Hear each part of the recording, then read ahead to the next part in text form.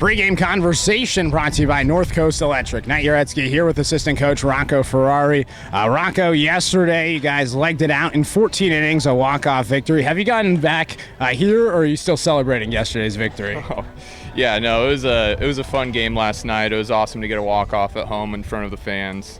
But yeah, today's a new day, beautiful day at the park, so I say I'm here today. Absolutely. Talk about the resiliency, though. I mean, down a little bit early on, had to battle your way back a few times, and ultimately you tied it in the 8th inning and had to push it to 14 innings. Where does that resiliency come from with this group? Oh, I'd say it's from their team chemistry. It's been a fun summer. We've played a good amount of games so far. It seems like the guys are really coming together, even though we're in the dog days of the summer. A little warmer out here today, but I would say just the team chemistry is what keeps them in the game. They're always cheering for their teammates, and they keep it fun. So we're playing the Sawtooth Sockeyes today, a summer collegiate baseball team from Idaho. You played at Northwest Nazarene out in Idaho as well. What do you remember about your time at Northwest Nazarene and playing baseball in Idaho? Yeah, it's I like my time over there at Northwest Nazarene. The climate's a little better for baseball, less rain, a little colder in the winters, but it seemed like we were able to get on the field a lot over there. And yeah, playing the Sawtooth Sockeyes, the head coach is Larry Price. I actually played with his son Parker at NNU on my time there, and so I got to talk to him yesterday, reunite with old friends. So that was it was a fun time. Right on, right on. What's the baseball culture like in Idaho? Oh, it's pretty similar. I think they got a good thing going over there. It seems like their youth programs are good. They have a lot of people in the community as far as just baseball over there. When I was playing and coaching for a year over there, I helped out a little bit with youth baseball, so I got to experience that. But yeah, they got a good facilities, good fields, so I think it's pretty similar over here. Now, last weekend against the Cowlitz Black Bears in that final series on the road, you were the head man. You were the skipper. What was that feeling like getting into those big shoes? Yeah, it was cool. That was my first time being a head coach of pretty much any team, and being a manager in the West Coast League for my first time being a head guy. It was fun, good experience. I appreciate Coach Embry trusting me to be the manager for that series, and I'm glad we came away with a series victory.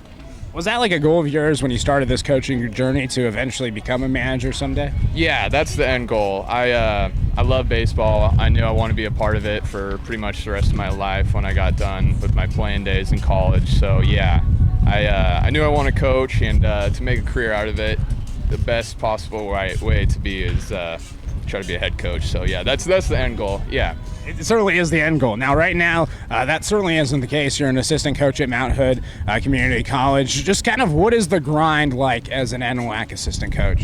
Yeah, the NWAC is interesting. It's obviously just 2 years, so we have a pretty big roster still, even though it's freshmen and sophomores.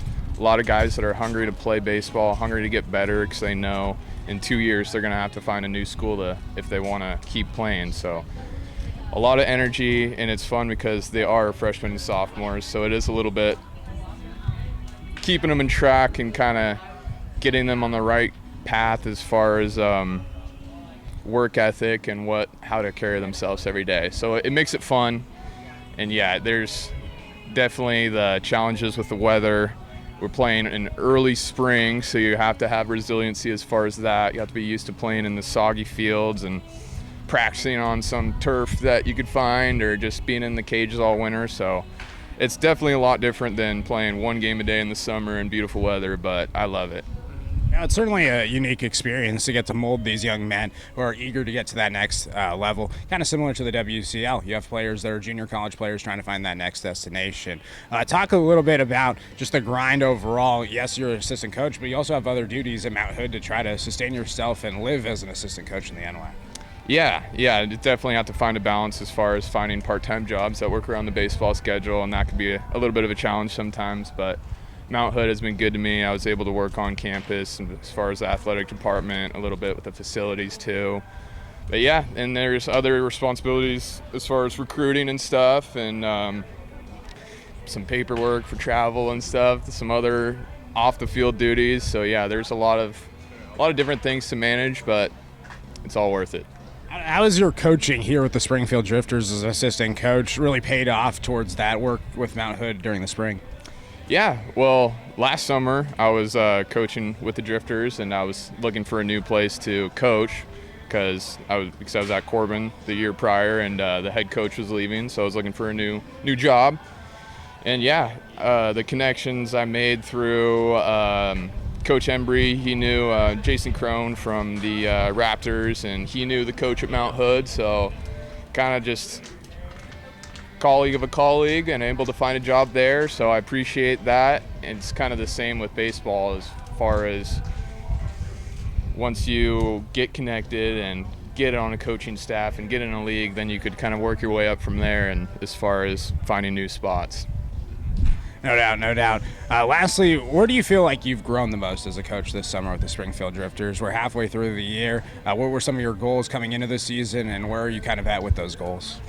Yeah, I mean, I still consider myself a young coach. I think each year you try to work on your relationship building with the players, because these guys have already played a couple years of college ball, but they've had 20 or 30 coaches in their career. So it takes a lot of trust, I think, for players to really buy into what you're saying right away. So I think as far as building relationships with the guys is something that is important for me, and that's what I'm trying to work on this summer.